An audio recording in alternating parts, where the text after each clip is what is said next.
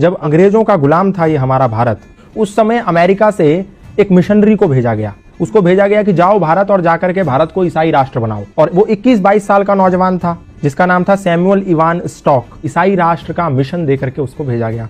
वो भारत आया, भारत में शिमला गया, वहां पर उसने एक तरफ से लोगों को ईसाई बनाना प्रारंभ कर दिया। जब धीरे धीरे काम चलने लगा तो अचानक से हिमाचल में प्लेग की बीमारी फैल गई। जैसे आज कोरोना की बीमारी फैल गई, ठीक उसी प्रकार प्लेग की बीमारी भी छुआछूत की बीमारी थी। लोग अपने परिजनों को छोड़ छोड़ करके भागने लगे। जैसे घर में किसी को प्लेग हो गया तो घर में छोड़ करके चले गए।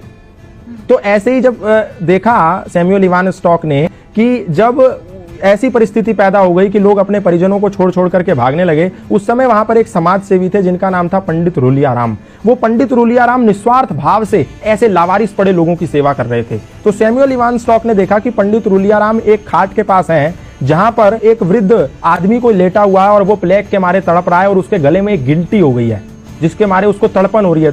तो पंडित रुलियाराम ने क्या करा, एक कपड़ा लिया, उसकी गर्दन पे रखा और मुंह से उस गिल्टी को निकाल करके उसकी पीड़ा को खत्म कर दिया। उसका मवाद मुंह से निकाला। और जब इस दृश्य को सैमुअल इवान स्टॉक नाम के मिशनरी ने देखा, उसने कहा ये तो सेवा की अत्यंत पराकाष्ठा है, सेवा की उत्कृष्टता है। मैं जो सेवा के नाम पर लोगों को ईसाई बना रहा हूं, ये तो फरेब है, ये तो धोखा है, ये तो फ्रॉडगिरी है, ये तो षड्यंत्र है और ये तो निस्वार्थ सेवा है जहां इनको कुछ नहीं मिलना, ये मर भी सकते हैं, छूने पे लोग मर जा रहे हैं और ये उनकी ऐसी सेवा कर रहा है। उस समय सैमुअल इवान स्टॉक का हृदय परिवर्तन हो गया।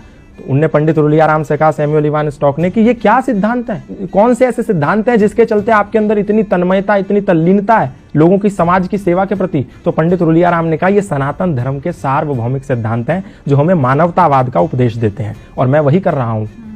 संगच्छध्वम संवदध्वम संवो मनांसि जानताम सर्वे भवन्तु सुखिना सर्वे संतु निरामया के सिद्धांतों को पालन कर रहा हूं। तो सैमुअल इवान स्टॉक ने कहा, मैं भी ये सनातन धर्म के सिद्धांत जानना चाहता हूं।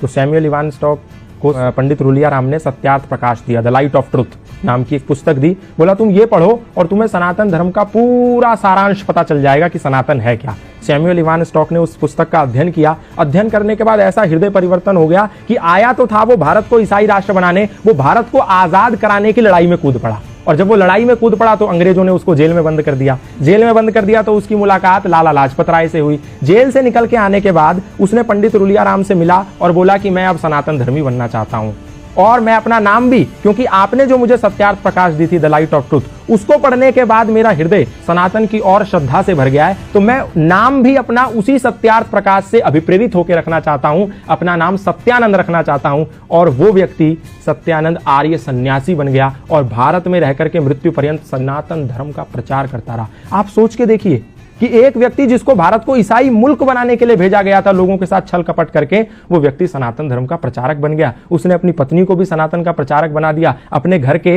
एक कोने में यज्ञशाला खोल दी। आज भी हिमाचल प्रदेश में जाएंगे तो वो यज्ञशाला विद्यमान है। वहां उपनिषदों के मंत्र उकेरे हुए हैं उस यज्ञशाला में। उसके घर में आज भी वो भगवत गीता के श्लोक लिखे हुए हैं। तो ये प्रमाण है कि सनातन को कभी ना उस समय, ना आज, ना आने वाले समय में कभी भी लोगों पर थोपा नहीं गया। ना तो तलवार के जोर पे, ना भय और लालच और षड्यंत्र के जोर पे। सनातन से लोग आए और प्रभावित हो गए। फादर कैमिल बुल के ईसाई मिशनरी थे, आए, रामायण से प्रभावित हो गए, सनातन धर्म का प्रचार करने लगे। बाहर से लूसी गेस्ट आई, सनातन धर्म से प्रभावित हो गई, भारत में गुरुकुल खोल दिया। स्टैनफोर्ड की एक महिला आई, भारत में आके गंगा के पास बैठी, साध्वी भगवती सरस्वती बन गई। एक व्यक्ति स्विट्जरलैंड से पैदल भारत आ गया, 4 साल 18 मुल्क पैदा करते हुए। कोई गया था उसके कंधे पर बंदूक रखने और उसका नाम हो गया बैन बाबा। ऐसे बहुत सारे उदाहरण है, मैं बताऊंगा तो समय कम पड़ जाएगा। सनातन को कभी भी किसी पर थोपा नहीं गया। लोग आए, खुद बन गए। मौलाना महबूब अली खुद पंडित महेंद्र पाल आर्य बन गए। खूब सारे मौलाना, मतलब इमाम मस्जिद के, खुद सनातन धर्मी बन गए। हमने किसी को जोर नहीं दिया, किसी को जबरदस्ती नहीं करी।